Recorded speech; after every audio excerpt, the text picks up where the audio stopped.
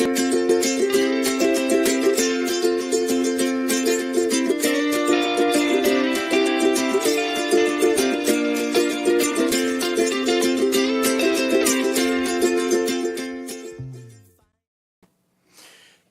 morning, ladies and gentlemen, boys and girls. Welcome to another episode of the Rabbinic Cynic. I'm your host, Rabbi Andrew Allen Bentley. Rabbi Andrew. Just Andrew. Call me whatever you want to do. Just don't call me late for dinner. If you like this podcast, hit like and subscribe. Please support the podcast. I post it to YouTube. Go to my YouTube channel, The Rabbinic Cynic. Just Google it, The Rabbinic Cynic. You can see the spelling over there. On the bottom, see, going across the line. Today, I would like to talk about Israel. It's actually a sad day. A commander in the IDF Sayeret Nachal unit, who's actually one of my son's commanders, was killed in action. So I want to dedicate this to his memory. But I was thinking about doing this despite that, and I wanted to.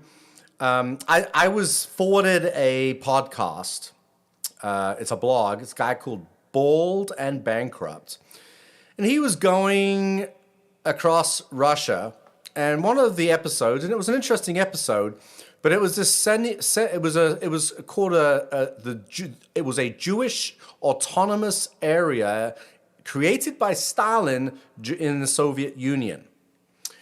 And so he went to this town, and so this podcast is about this guy. He's a British guy, and he goes across the whole of Russia. It was one of his purposes, and it's actually interesting. He goes to different parts of Russia. But when he got to the semi-autonomous region, so I was forwarded this because obviously I'm interested in things that are Jewish, as a rabbi, go figure. So this town in eastern Siberia, it was quite a beautiful town. But what bothered me about the podcast was the vlog, was that he kept repeating this idea: why go to dusty old Israel when they could have been happy in I forgot the name now. It's Blodjov, in this town in eastern Siberia, where they were given semi-autonomy. It's interesting how Stalin was a mass murdering dictator. Every town in that city was named had some kind of name of Stalin in it. Under current Russia, there are no Jews left there. You can understand why all the Jews would have left and emigrated to Israel. Watching through this episode, I just assumed he was another British Jew like I am. He was making certain comments like, I'm going to go Jew hunting. Oh, that's funny. No, it's not. It's not funny. It's not funny. The reason those Jews left that town was because of not just the anti-Semitism from Nazi Germany, but because they had no choice. This is World War II. And there were memorials there. Give it up to the Soviets. They memorialized all of the Jewish soldiers who fought for Russia in defeating the Nazis. But after they defeated the Nazis, most of them died. They emigrated to Israel, at great cost to their own lives, because, as we know, most of the world powers at the beginning of the start of Israel looked at all the Jewish refugees surviving the Holocaust, who survived the Holocaust. They stuck the British, the Americans, and the Russians disappeared, a lot of them. They ended up in concentration camps, in Cyprus as an example, right? So from the concentration camps to the concentration camps. This is between the years of 1945 and 1948, when the State of Israel was established, where we declared our independence from Great Britain. Actually, the UN, it was given over to the UN by the British. But it's lost on a lot of people. So why Israel? That's my question. What is so special about Israel?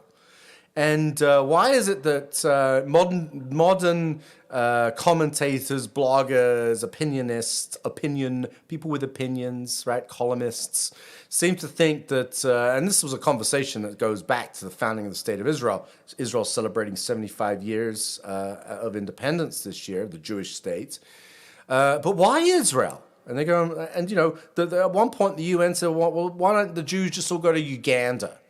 Or, right, Raid on Entebbe, it's a good movie, right? And then the other movie, Entebbe, 7 Days in Entebbe, whatever it's called. So there was all that debate. What is so special about Israel? Why Israel?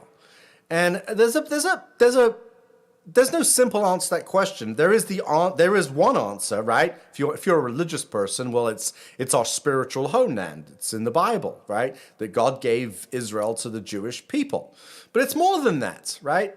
We are a people who lost our homeland and have been wandering and persecuted for the last 2,000 years. Zionism was founded not as a religious movement, but rather as a movement to counteract the rabid anti-Semitism that was going on in Europe, beginning with in France, right? That was the first where Theodor Herzl he witnessed the Dreyfus trial, where a Jew was made a scapegoat. Right, the word scapegoat, ironically enough, was always has become synonymous with how not just Jews but other minorities have been scapegoated. Right, and the scapegoat is a biblical term where and it's Yom Kippur's coming up, and what do? We push off the goat off of Azazel, where Azazel is actually one of the Jewish words for hell. It's not really; it's just a place in Israel. To take all of the sins of the Jewish people, and it's put into that goat and thrown off the mountain. I think it's obviously a barbaric practice, and I don't think there's a lot of debate amongst commentators where that would be done again. But at the same time, so we've often been used as scapegoats. So Theodor Herzl was a secular Jew. He saw that the Jews returning to their own homeland or having a Jewish homeland was the only answer. Israel seemed the logical choice. Because there's always been a Jewish presence in Israel. We pray towards Israel. It's been our spiritual center. It is what's kept us alive for all of these years of persecution. It's what kept many of the survivors of the Holocaust alive. This idea of moving back to and having our own state, a place where we can practice our own religion freely. A place where you don't have to hide the fact that you're a Jew. You could be openly a Jew. Most Jews in Israel are secular Jews, right? So you don't even have to practice Judaism. It's about our cultural identity, a place where we can practice that. And then all of the different historic places in that land, in the land of Israel, in the state of Israel, that are so central to Jewish identity. And so by just so when this vlogger nonchalantly made all these Jewish jokes, and I initially just thought he was another British Jew, and I thought, it's okay. Is it okay for a Jew to make those kind of jokes? When I found out he wasn't Jewish, I got offended, to be honest with you, because making Holocaust jokes is not funny whether you're Jewish or you're not Jewish. Talking about Jew hunting in Russia isn't funny. It's not a joke. It's not a joke if you've met Holocaust survivors who fled to certain places like this Jewish or semi-autonomous, this Jewish autonomous region. It's not a joke. These are not jokes. If I was other races, it's not okay anymore to make jokes. It never was. Right? But why is it okay to make jokes about Jews? I just don't understand that. Is it because most Jews are considered to be whites in the United States or in Britain? Whereas, to be honest with you, Jews are not just white. We're of all different colors. Right? There are all different ethnicities of Jewish, or not ethnicities, but the Jewish population in Israel is extremely diverse from different parts of the world, and part of that is because of our exile. And now we've come back, right? We've come back to our homeland. And half the Jews in the world live in Israel, and the other half live in the United States, and the rest are very kind of just scattered. There are no longer large Jewish populations anywhere other than in Israel and in the United States. And Israel is our homeland. It's not going anywhere. There's no longer a question of should this Israel be our homeland. It is where we're from. It's just this. It's the same as saying indigenous Americans don't belong in America, or Mexican Americans who've been here longer than the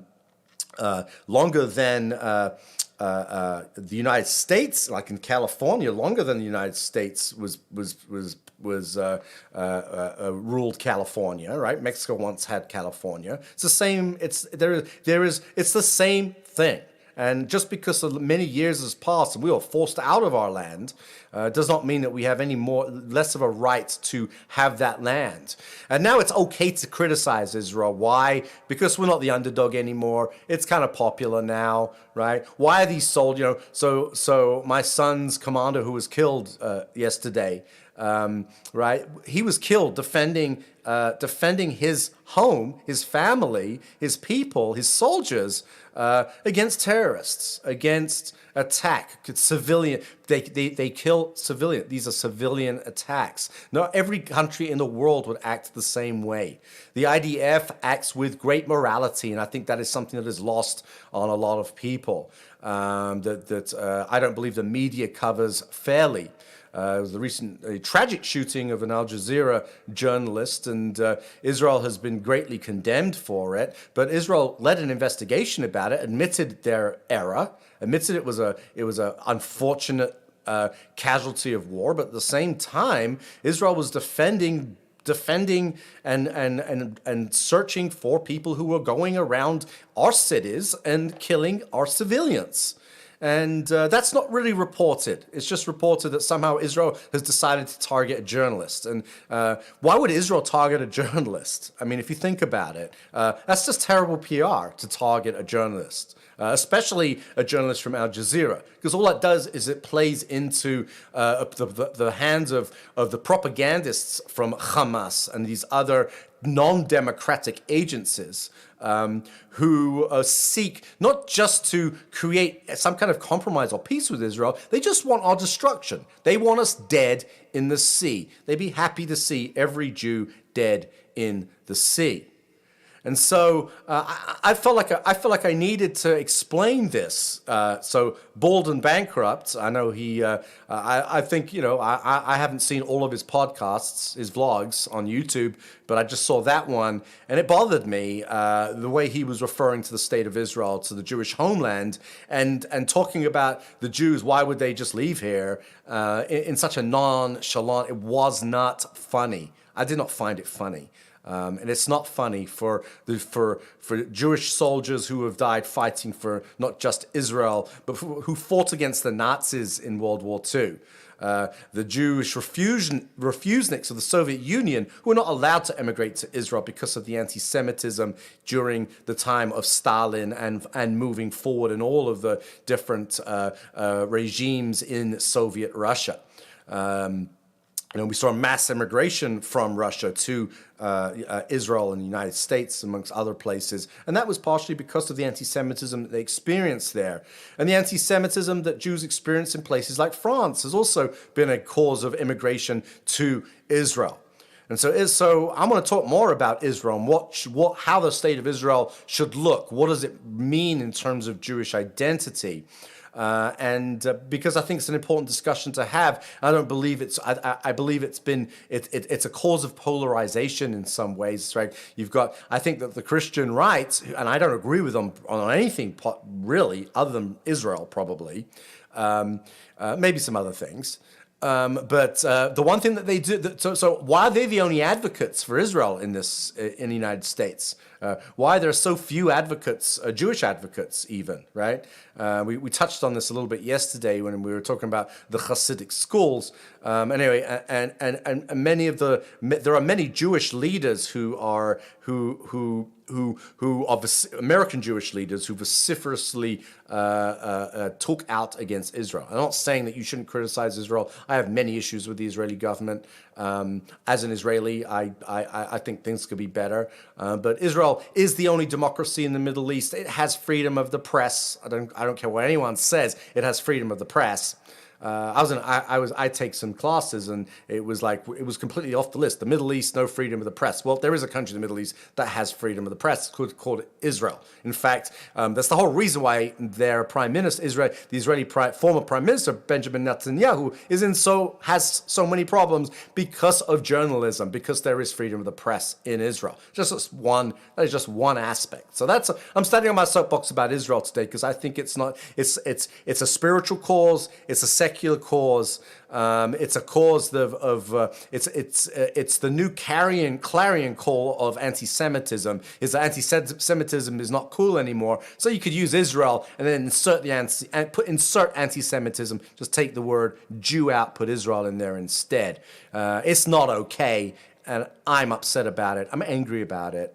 I'm disappointed that people who fight for the civil rights of other people would then denigrate my own people at the same time, and I think a lot of it's because of a lack of education. And so I'm here to educate, and I know that many other people are here to educate. And so that's enough I'm going to have to say on that topic today.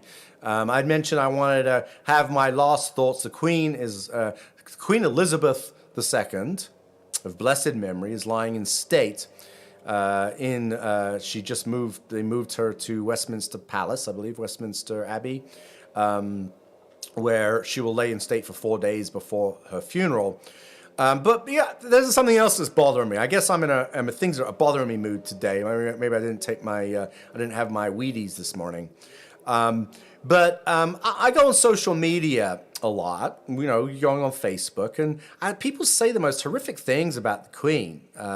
These are not things that are said by anti-monarchists who vote in British elections, who have an opinion about the monarchy, right? Or an opinion about whether or not you like King Charles. That's not something to say, but some idiot, just was like, oh, the Queen's sitting there, she's just some hoe, right? Like, what the fuck? I mean, come on. It's just ignorant to just say, without an understanding of British history over the last 70 years, and the fact that, first of all, the monarchy, Queen Elizabeth II and King Charles III, they do not rule England. It's a constitutional monarchy, right? England is a democratic country. It's a parliamentary democracy, right? Proportional. It's more, in some ways, I would say England's more of the United Kingdom is more of a democracy than the United States. Even just because they have a head of state, the head of state has no power. Wouldn't we wish sometimes that our head of state didn't have the power that they do, some of them, right? No matter which president you vote for, sometimes you just wish that they didn't have that kind of power. And at the same time, don't you wish the Senate didn't have a disproportionate amount of power where they overrule the will of the people? In the United Kingdom, it's not the same. We have a monarchy, but at the same, Britain has a monarchy. I say we. I'm Israeli, British, and English. I'm sorry, Israeli, American and British citizen. So which of these democracies is better? But at the same time, to use words like "hoe" to describe the Queen, who served her country in World War II, who didn't leave Buckingham Palace during the bombings, during the Blitz, who throughout all of the various crises Britain has gone through, including recessions and COVID, and just you name it, right? Brexit. Every moment in history over the last 70 years, the Queen was there as a rock. Was a rock for the British people. And to denigrate her, especially if you're not British, on Facebook or on social media, just shows that you just kind of lack any kind of knowledge of history or any knowledge of what a parliamentary, a constitutional democracy, constitutional monarchy is, where it's just a head of state, insert president here, president with no powers. Just powers of ceremony, but the Queen has been a source of inspiration for the British people for so many years, and she just died, and have some sympathy for the British people who looked at her as their granny, right? I saw her as my granny. It's like one of my grannies died. But she was a great woman. She was a great leader, right? A person that used her influence and showed bipartisanship no matter who was in power. And she supported whoever was in power and remained a rock for the British people. And that should not be forgotten. And just to kind of make light of it, and I saw one of my friends, and I think she stood up and said, you know, one of my parents is a Brit, and I was raised to respect the Queen. So why would you speak that way? You know, why would you speak that way? It's offensive to anyone that is British and may be upset about this. And I'm not mourning. I didn't rent my clothes over the Queen's passing, but it was a significant moment in history that I wanted to recognize. And that's the last thing I'm going to say. Her funeral's in 4 days. She's been eulogized by rabbis greater than many rabbis and religious leaders and leaders around the world. So I have no desire to eulogize her again.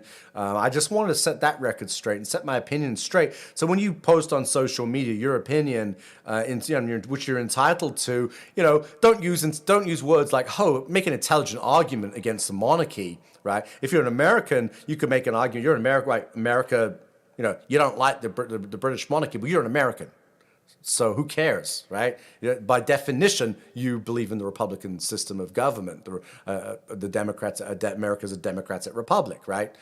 You can argue whether it is or isn't based on the way the Senate is not really proportionally represented. But at the same time, America is a democratic republic. There are many people that celebrated freedom from the United Kingdom, including the state of Israel, which wasn't really freedom from the United Kingdom, but rather it was because England already handed it off to the United Nations at that point. But it was a celebration of freedom for the Jewish people, of a new state rising out of the ashes of the Holocaust. And so the United Kingdom as well. So the United Kingdom itself. So if you're an American, you know, by definition, you're against the monarchy. So if you don't care for the royal family, who cares if you care for the royal family? You're an American. You're not supposed to.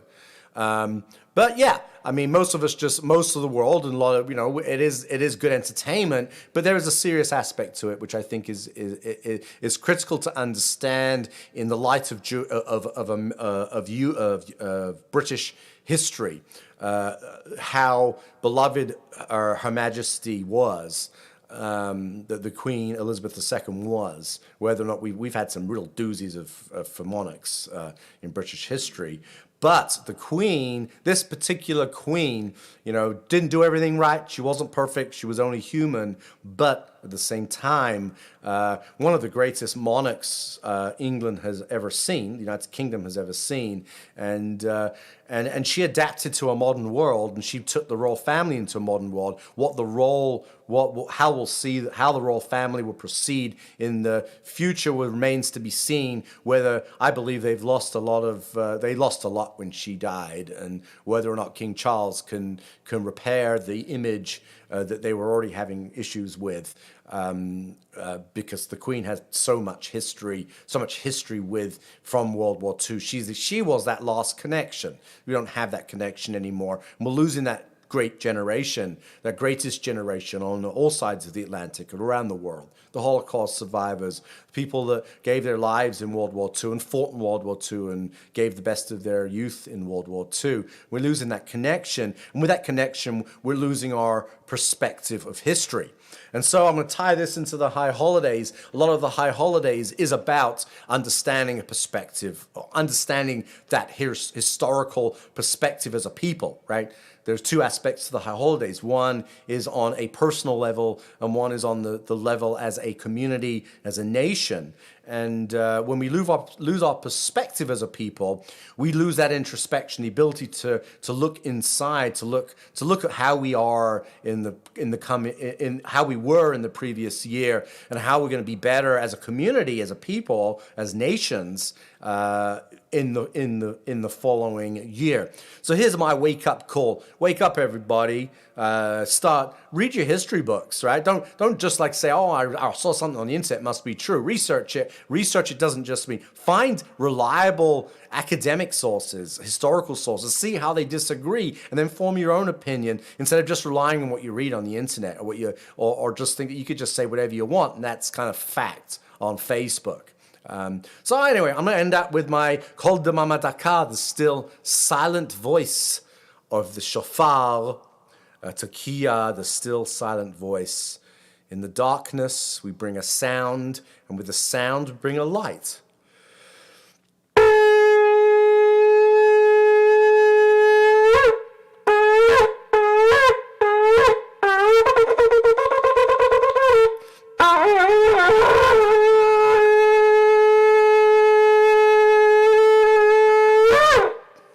Everybody have a beautiful hump day. It's Wednesday. I'll see you all tomorrow. Live long and prosper. And this is hope for peace in the world, peace in Ukraine. Just peace and just love each other. Be nice to each other, especially on Facebook. Bye.